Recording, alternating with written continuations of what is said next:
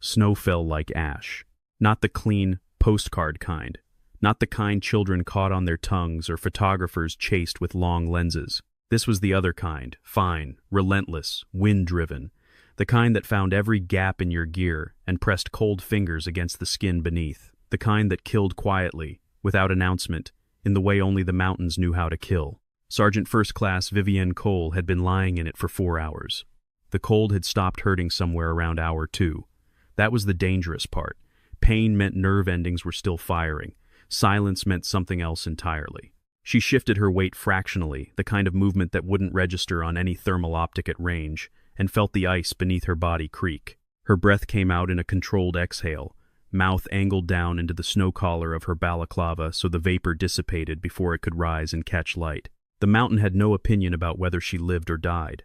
That was the thing about high terrain, it had no investment in the outcome. It presented conditions and you either adapted or you didn't, and in either case the mountain remained. She had been in positions like this before, on other mountains in other countries, and she had always found this fact clarifying rather than bleak. The mountain's indifference was the closest thing to fairness that a battlefield offered.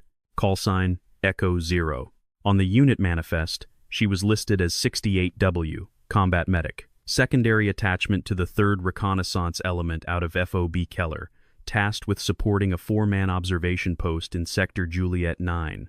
Nobody put field medics on sniper manifests. Nobody expected them to know windage tables or Coriolis correction factors. Nobody expected them to carry a secondary rifle alongside their aid bag. Nobody had asked. The valley below was a kilometer-wide throat of frozen ground, flanked by ridgelines on either side like the walls of a jaw.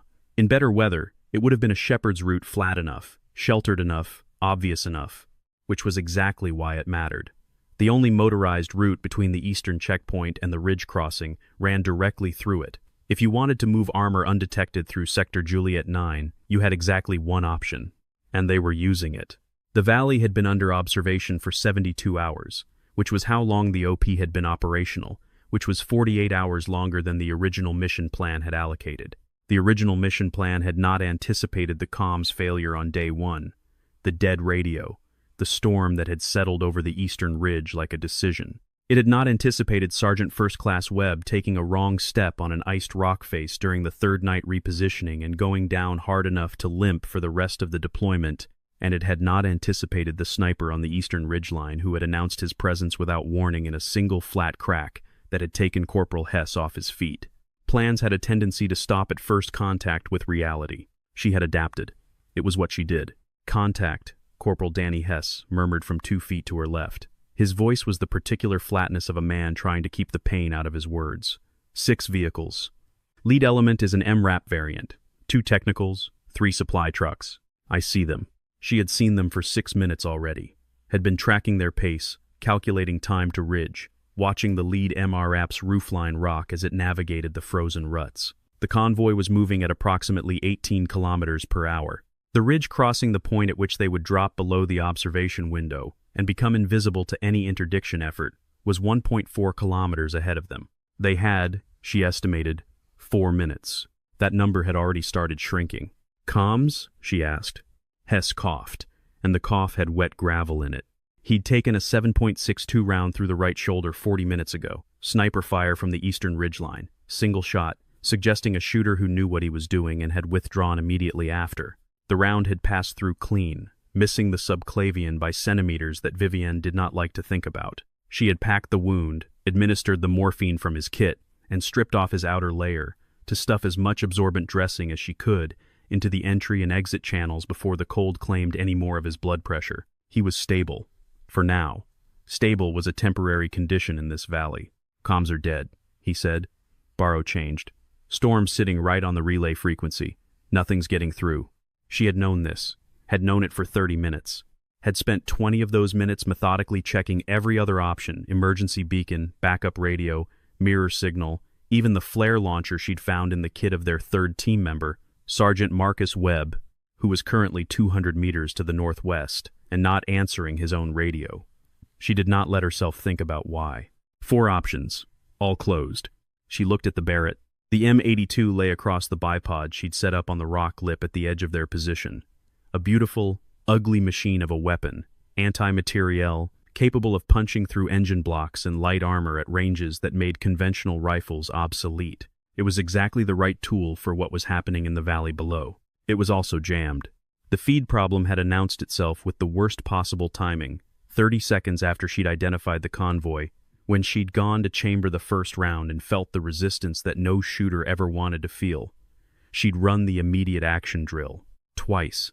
The bolt was cycling against something in the feed ramp, a partial case separation she couldn't clear without tools she didn't have, in cold that made precise manipulation nearly impossible. The Barrett was a monument to firepower, and it was, at this particular moment, a very expensive paperweight. Hess read her face. He'd been her spotter for 8 months. He knew her silences. "The DMR," he said. She looked at the second rifle, AMK-14 Enhanced Battle Rifle, chambered in 7.6, 2x, 5, 1 mm NATO. It was a rifleman's weapon, accurate and reliable, with an effective engagement range of 800 meters against point targets under good conditions. The convoy was at 1100. The scope, a loopholed Mark IV that had taken a hard knock against the rock face when they'd scrambled into position, was drifting. She'd noticed it earlier, a faint but consistent left-low deviation that told her the zero had shifted. Under current conditions, wind at 18 knots crossing left to right, temperature -14 Celsius, reduced air density. Target moving an unverified zero at this range was not a variable. It was a sentence. "The zero's off," she said. "How much?" "Enough." Hess was quiet for 3 seconds. In their working language, 3 seconds of silence from him meant he was calculating, not panicking. It was one of the things she'd always respected about him, the discipline of his stillness. "What's the window before they cross the ridge?" She did the math again. Pace, distance, terrain. 90 seconds, she said. Maybe less. The number sat between them like a stone. 90 seconds was nothing. 90 seconds was the length of a pop song's bridge, the time it took to brew a cup of instant coffee, the gap between commercial breaks. In normal life, 90 seconds disappeared without notice, used up by a glance at a phone or a pause in conversation. On this ridge, at this temperature, with an uncalibrated rifle and a bleeding spotter and 6 enemy vehicles moving toward the only crossing in the sector, 90 seconds was both everything and not enough. Vivienne ran it. Option 1. Abandon the engagement. Let the convoy cross. Exfil with Hess when the storm broke. Report what she'd seen. By the time any response force reached the Eastern Valley, the convoy would have been unloaded, dispersed, and absorbed into the supply network that had been bleeding the forward elements for 3 weeks. She knew what that meant. She had seen the bodies at FOB Keller's aid station. She had zipped the bags. Option 2. Attempt the shot with an unverified zero. Accept the drift. Aim off and hope that her mental calculation of the scope's deviation was accurate enough to compensate at range. Under normal circumstances, this was a skilled shooter's gamble, the kind that sometimes paid off in training ranges and almost never in the field. Option 3. She was already moving. "Talk to me," she said, pulling the MK-14 off its improvised rest and laying it across her bipod. Her hands went to the scope, turrets, elevation, and windage, the 2 small knobs that governed where the bullet went relative to where she was pointing. "Range to lead vehicle, 1140 meters, Hess said. His voice had steadied. He'd clicked back into the professional mode that training built, and nothing else could replicate. The part of a person that continued functioning when the part of them that felt things had been temporarily suspended. "Wind is left to right. I'm calling 18 to 20. Gusting. Temperature is -14, dropping. Bullet drop at 1100 in this cold? Add 8 to 10% over standard. You're looking at significant drift suppression at terminal velocity." She nodded, fingers already working. The scope turrets were tool adjusted. She'd need a coin or a flat edge to move them against the click stops.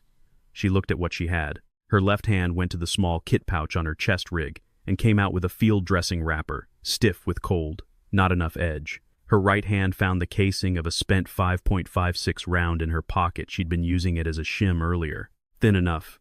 She pressed the brass rim against the elevation turret. "You're going to re-zero it," Hess said. It wasn't a question. "I need a reference point. Something I can see impact on." He was quiet for 2 seconds. Then, rock shelf. 2 o'clock from the lead vehicle, approximately 800 meters. Left edge has a snow-covered ledge. You'll see the impact against the dark stone. She found it in the scope. He was right. A dark outcropping of granite with a shelf of accumulated snow that would show bullet impact clearly against contrast. 70 seconds. The dressing on Hess's shoulder was soaking through. She saw it in her peripheral vision, the creeping dark bloom at the edge of the field dressing, where the cold had slowed his blood pressure but not stopped the seeping. She noted it, filed it, did not act on it yet, because acting on it meant taking her hands off the rifle, and taking her hands off the rifle meant, "Hey!" His voice, quieter now. The morphine had some grip on him. "Viv, I'm here. You still remember how to do this?" She didn't answer immediately. Her fingers found the elevation turret and she felt the click stop beneath the brass casing. 1 click. 2. She was building a mental model, the reference point at 800 meters. The known deviation she'd observed earlier, the environmental factors that Hess was feeding her. She was constructing a correction in real time, without a ballistic calculator, without a verified dope chart, working from the architecture that 8 years of training had laid down in her nervous system before she'd spent the last 3 years trying to forget it. "I remember," she said. The snow around them had taken on a pink tinge near Hess's position. She knew that color, had seen it many times, had catalogued it with the clinical precision of someone who had learned to look at blood as information rather than distress.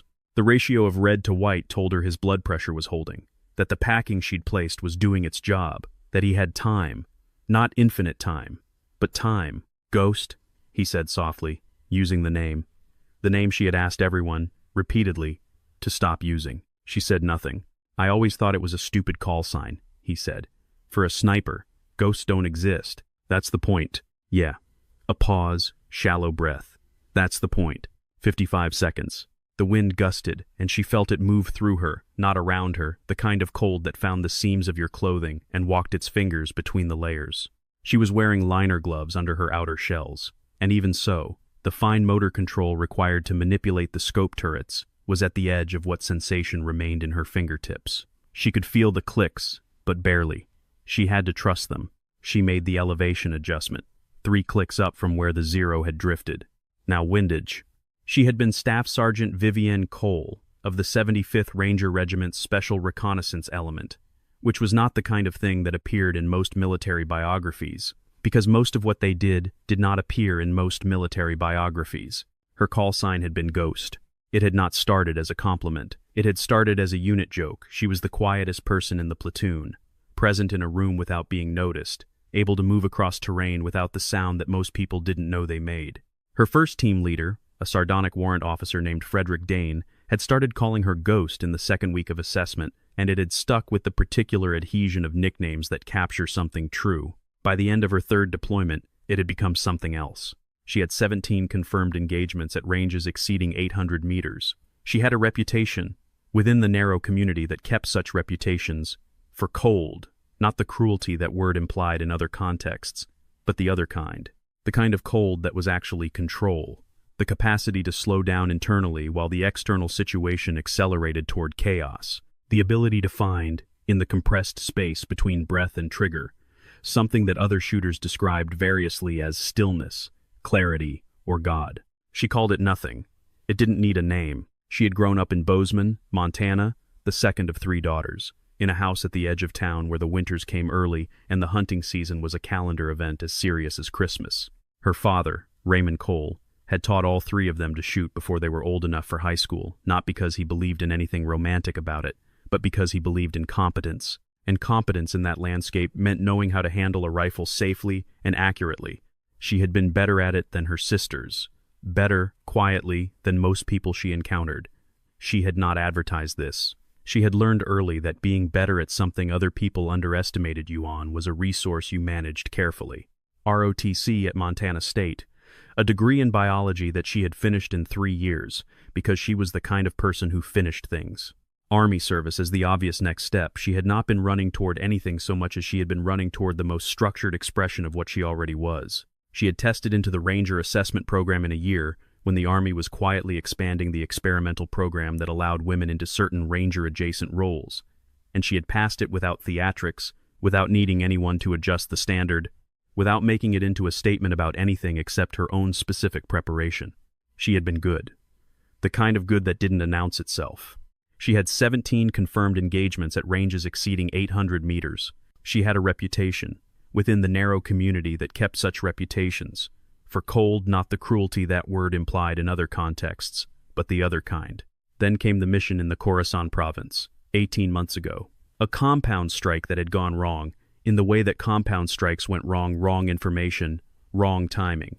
Two components of a joint operation that hadn't communicated adequately, and a family that had been in a location the intelligence package had assessed as empty. She had been on an overwatch position.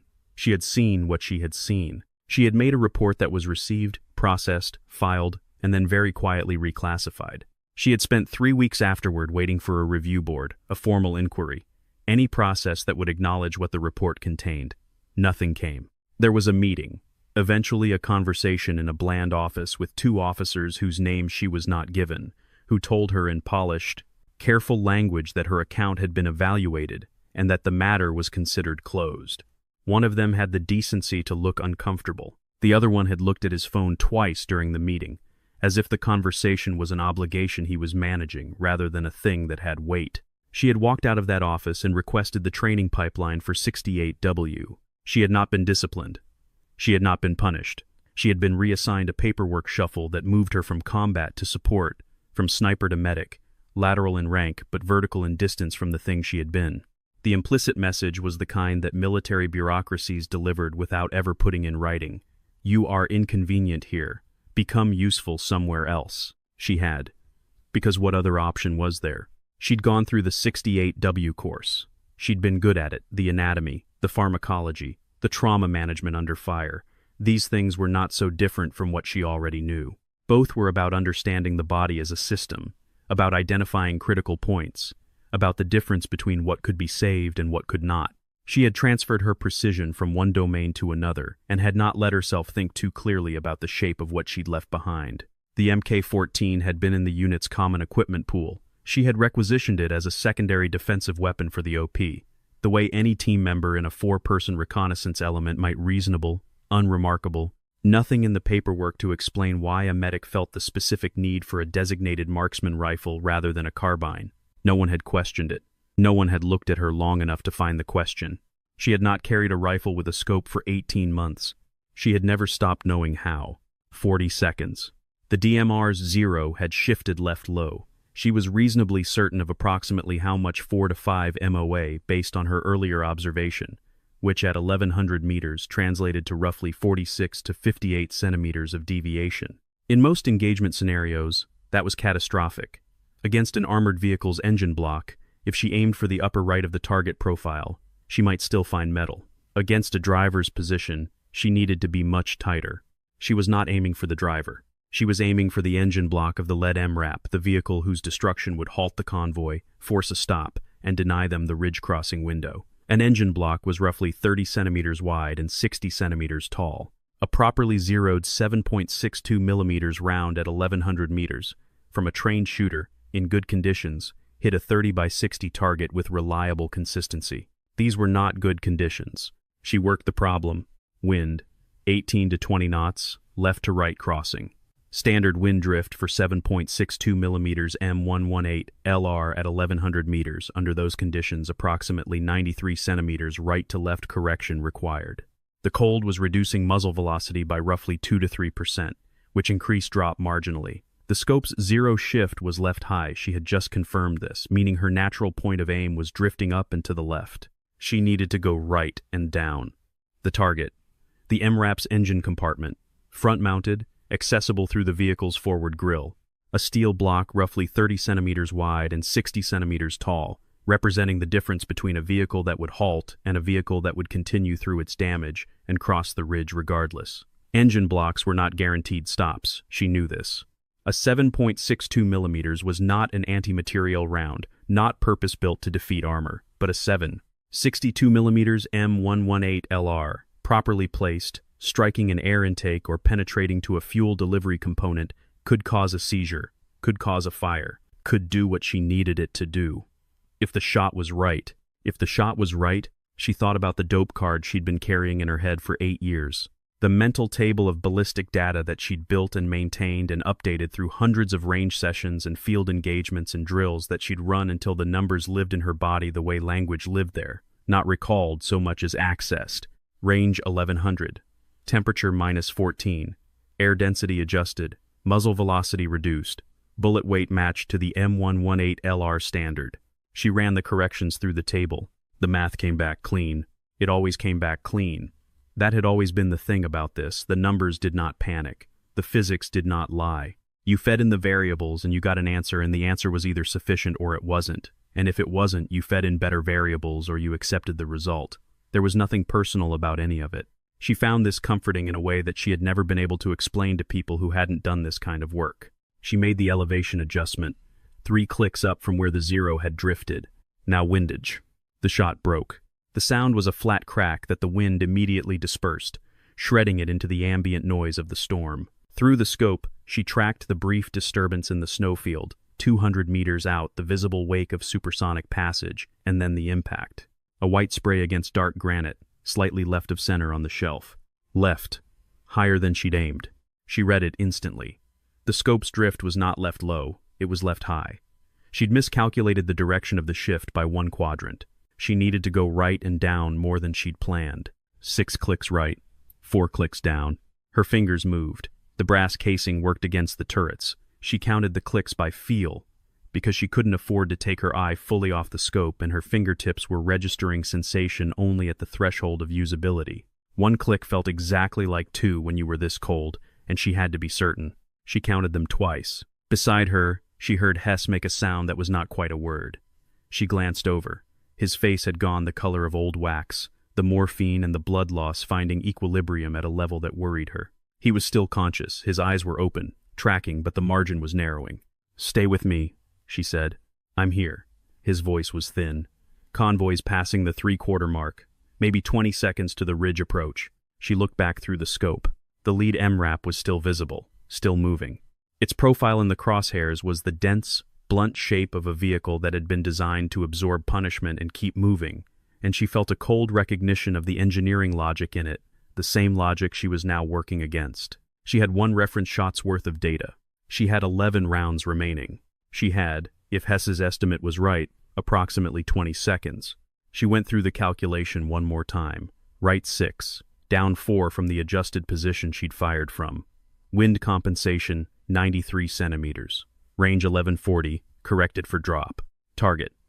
The engine compartment of the lead vehicle, slightly forward of the firewall, where the air intake and fuel delivery systems concentrated in a space roughly the size of a briefcase.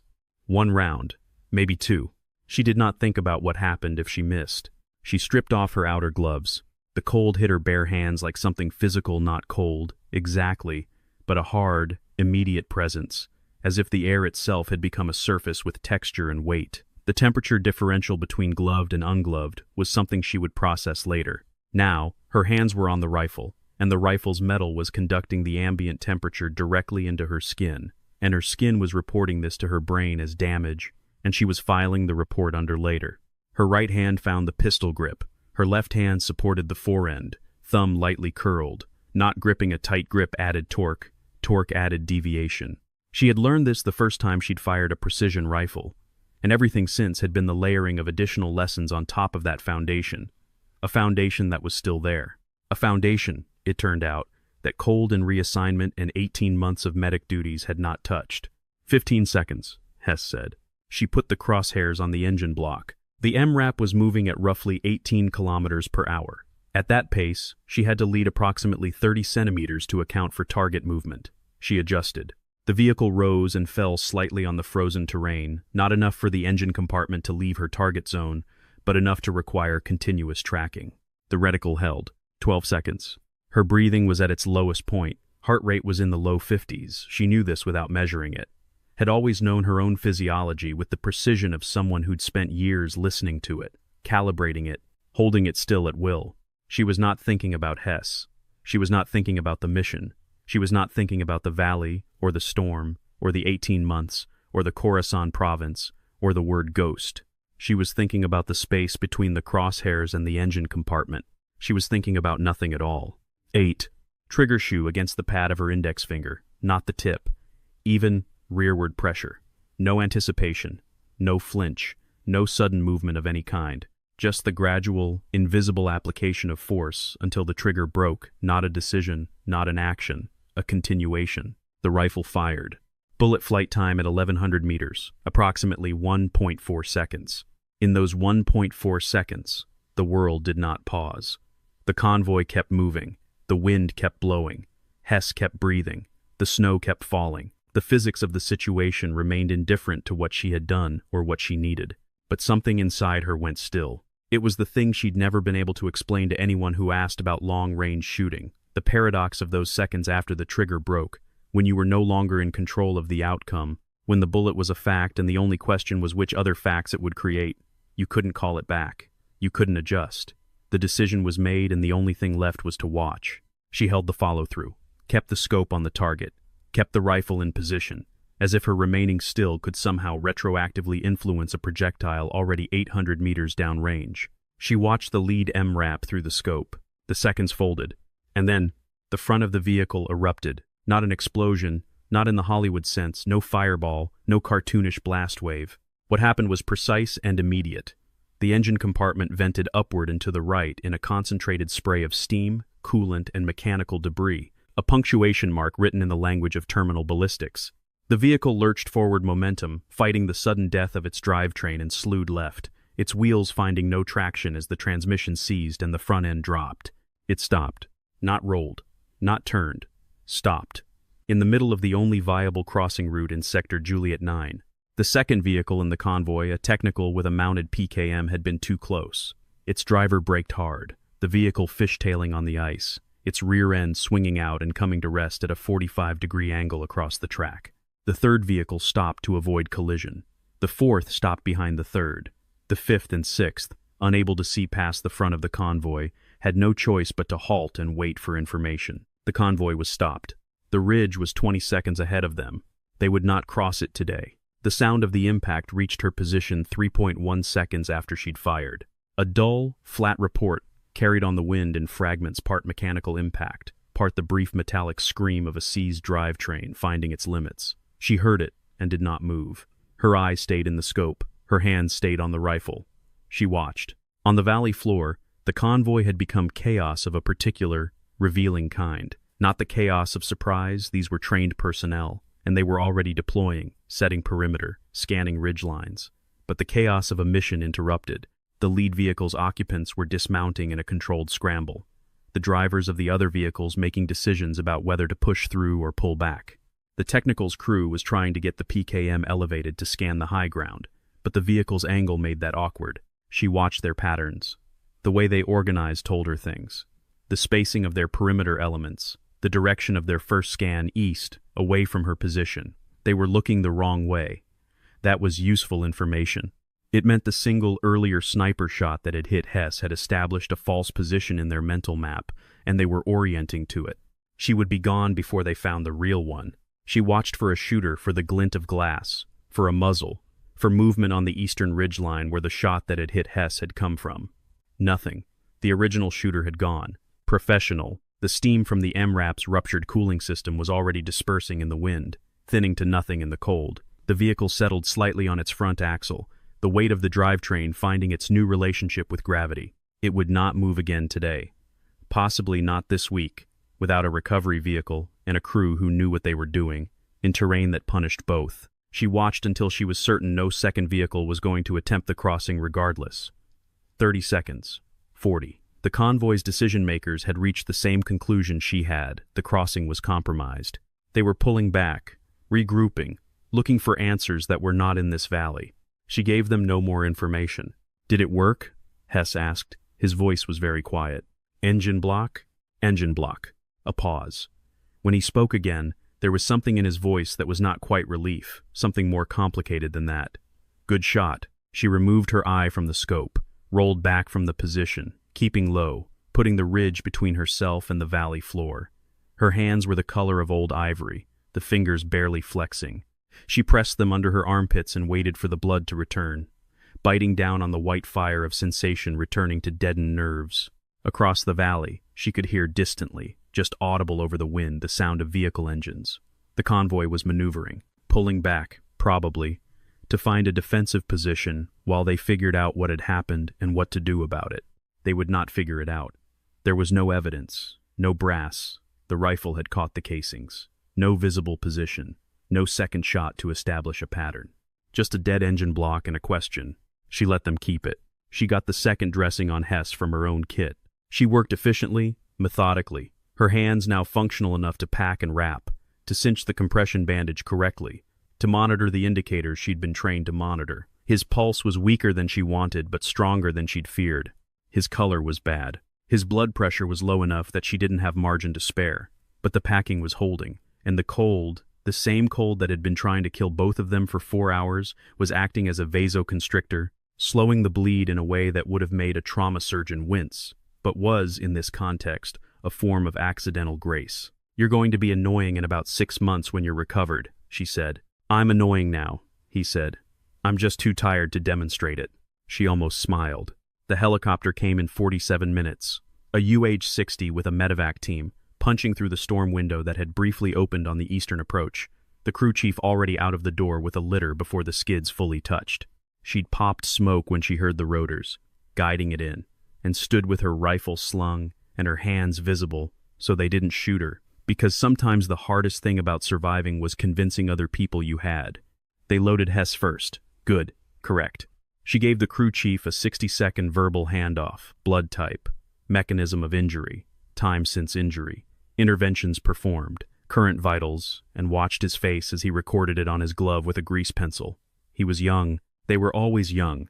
The second litter team had gone northwest, for Marcus Webb. She didn't ask what they'd found.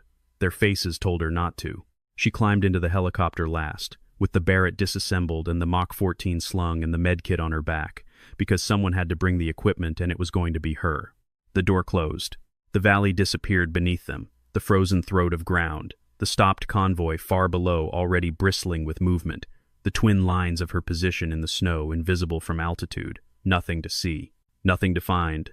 The storm was already filling in the gap they'd left.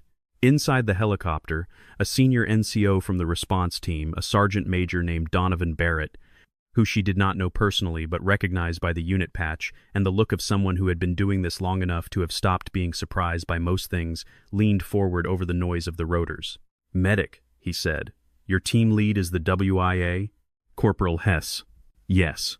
"Third man is Kia." "Webb. I'm sorry." He said it with the directness of someone who'd learned that hesitation around hard information didn't soften it, only delayed it. She received it the same way. "Thank you," she said. He looked at the rifles, at the MK-14 with its scope. "Who took the shot?" he asked, not accusatory. Just the question that had to be asked, the one that would go in the report, the one that would generate paperwork and a debrief and eventually an entry in a file somewhere. She said nothing. Barrett looked at Hess, who was on the litter with his eyes half open, the morphine doing its work. His mouth moved slightly. She leaned toward him, close enough to hear over the rotors. "Asked who took the shot," the sergeant major was saying. Hess's eyes opened, found her. "Held. Ghost," he said. The word was barely there, carried on a breath that had very little left in it. Ghost never left. His eyes closed. She sat back against the cabin wall, put the Mach 14 across her knees, looked at the scope, the one she'd re-zeroed with a spent casing and frozen fingers, and nothing but the architecture of what she'd once been, which had turned out to be indestructible in the way that things are indestructible when they've been built from the foundation up instead of assembled. The sergeant major was watching her. She met his eyes. Then she looked away, out the window, at the snow coming down like ash in the early light, covering everything. There was a debrief. There was always a debrief. She sat in a room in Fob Keller that smelled of diesel and burned coffee, and gave her account of the engagement to a two-man team from the regimental S2 office. She was precise. She was factual. She gave times, ranges, weather conditions, the nature of the Barrett's malfunction, the re-zeroing procedure, the reference shot, the engagement itself. She described Marcus Webb's absence without elaborating on what it meant to her, because that was not the kind of information the S2 team needed, and she was practiced at separating what she carried from what she reported. She thought about Marcus while she talked the shape of him on the hillside, the way he'd moved, the particular humor he'd had about cold weather. He had been from Georgia, which meant he'd been wrong about winter for his entire deployment and had refused to admit it until his fingertips went white at the edges. She had taped his fingers twice. He had thanked her both times with the particular embarrassment of a man who found it difficult to be cared for. She would write to his family. She would not know what to say, and she would write it anyway. They asked her twice, in two different ways, why her personnel file listed her as 68W with no sniper qualification. She answered both times the same way. because that was what her file said. The lead S2 officer, a young captain named Theodore Walsh, who had the look of someone who'd spent more time in schools than in field positions, made a note on his pad and moved on. She watched the note. He'd written something she couldn't read from across the table. She decided it didn't matter.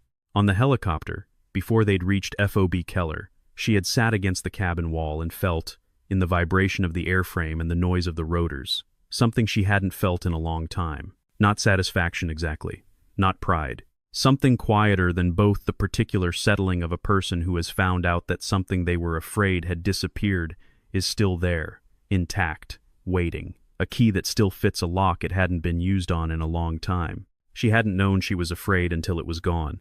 Hess was in the surgical unit. The shoulder would require reconstruction. The round had done more damage than the initial assessment had suggested, nicking the glenoid rim in a way that would mean months of physical therapy and a likely reassignment to rear echelon duties before he was cleared for field work again. She'd visited him twice in the first 24 hours.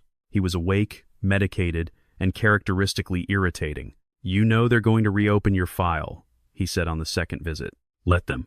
Walsh was asking around about you before you were even off the helicopter. Walsh can ask whatever he wants." Hess adjusted his position, winced, settled. Outside the small window of the surgical ward, the snow had stopped, and the valley was visible in the pale afternoon light, clean, white, impassive, as if nothing had happened in it. "They're going to want you back," he said. "The real job." She was quiet. "Are you going to say yes?" She looked at the window, at the valley, at the ridge, just visible at the edge of the frame, the same ridge, from this angle, that the convoy had been approaching. It looked ordinary from here, a fold of terrain, no different from 1,000 others. The valley kept its secrets well. It looked like nothing. It looked like winter. "I don't know," she said. "That's the most I've ever heard you say you don't know something. Then maybe I'm making progress." He almost laughed. The laugh cost him something, and he stopped it short, pressing his lips together. But the shape of it had been there. She had seen it.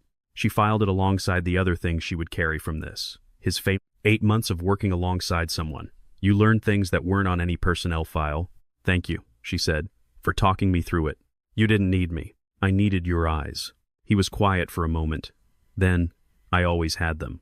She stood, pulled her jacket back on, picked up the Mark 14 she'd brought in and leaned against the wall. She hadn't let it out of her possession since the mountain. "I'm going to check on the Zero again," she said. Hess watched her go to the door. "Viv," he said. She stopped. "The Coruscant thing." His voice was careful, the way voices got when they were navigating something that had been left unsaid for a long time. "What they did to you after, the way they handled it." He paused. "That was wrong." She held the door handle, did not turn around. "I know," she said. "I just wanted you to hear somebody say it."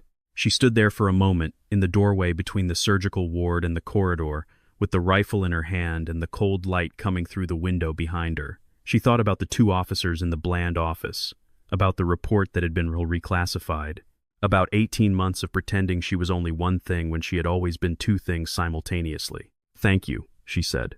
And she walked out into the corridor with the rifle over her shoulder and went to find the rangemaster. It was time to confirm the Zero was holding. She cleaned the MK-14 that evening in the Armorer's Bay, alone.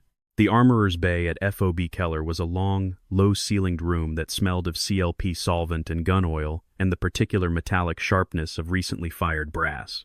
It was, at this hour, empty except for her. The fluorescent tube overhead flickered at irregular intervals, and each flicker threw the room into a brief half-shadow that she found she didn't mind. There was something appropriate about imperfect light.